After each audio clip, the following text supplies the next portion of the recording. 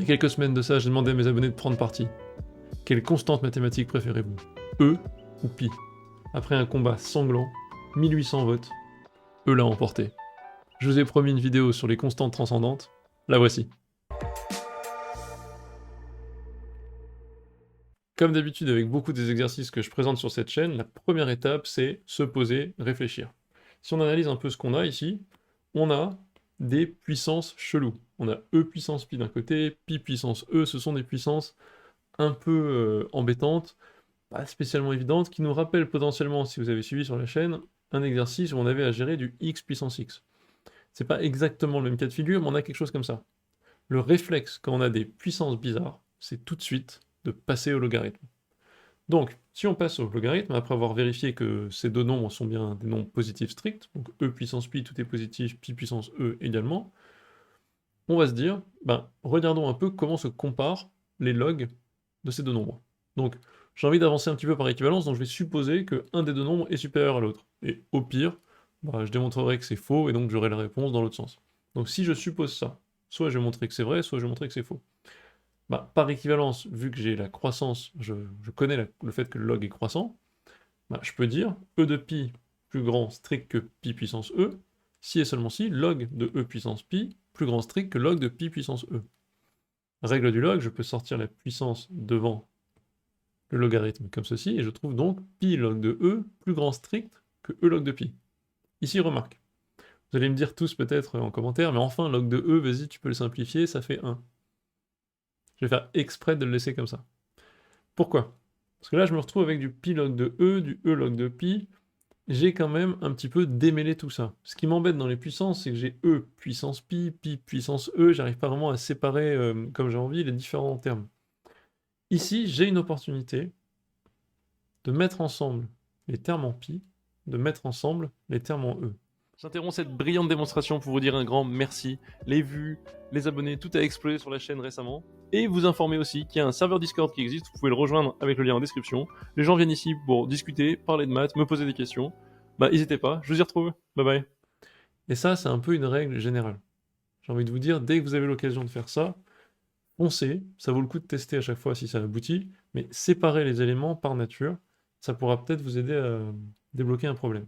Donc, si je fais ça, qu'est-ce que j'obtiens? Je me rends compte que je me retrouve avec e puissance pi plus grand strict que pi puissance e, si et seulement si, je divise par e de chaque côté et par pi de chaque côté, ça change pas l'ordre de l'inégalité parce que tout est positif. Une fois qu'on a posé cette fonction, maintenant on va pouvoir faire un exercice assez classique de terminale, on va dérouler une étude de fonction et voir si, pour les deux valeurs e et pi, on a bien une fonction qui donne des valeurs rangées dans cet ordre-là, si vous voulez. Petite illustration graphique, histoire de voir avant même de lancer l'étude de fonction.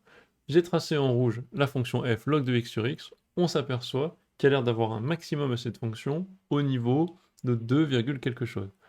J'ai aussi tracé en bleu sa dérivée pour avoir accès à l'abscisse de ce maximum. Je clique ici pour avoir le point d'intersection entre la dérivée et l'axe des abscisses. En gros, là, je cherche quand est-ce que f' de x égale 0 pour obtenir exactement le point maximal. Je me rends compte que c'est 2,718. Je m'attends, dans l'étude qui va suivre, à un petit maximum pour x égale e.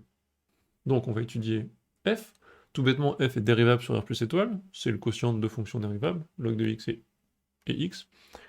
Je dérive, j'applique ma formule u'v moins v'u sur v carré. Qu'est-ce que ça donne? 1 sur x fois x moins 1 fois log de x. J'obtiens 1 moins log de x, le tout sur x carré. Deuxième étape après le calcul de f', étude du signe. Quand est-ce que f' est positif ou nul? Donc j'impose cette condition pour voir pour quel x ça va être vrai.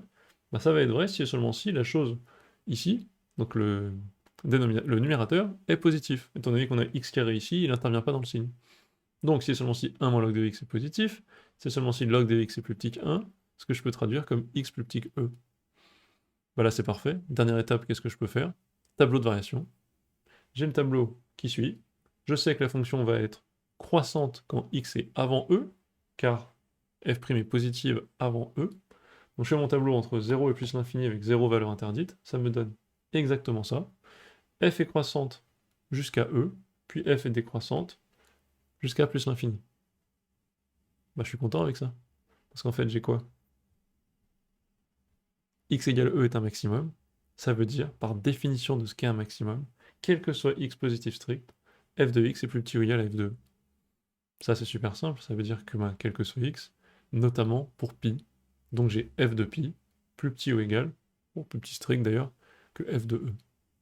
Or, f de pi, c'était log de pi sur pi, et j'ai ma comparaison. Log de pi sur pi est bien plus petite que log de E sur E.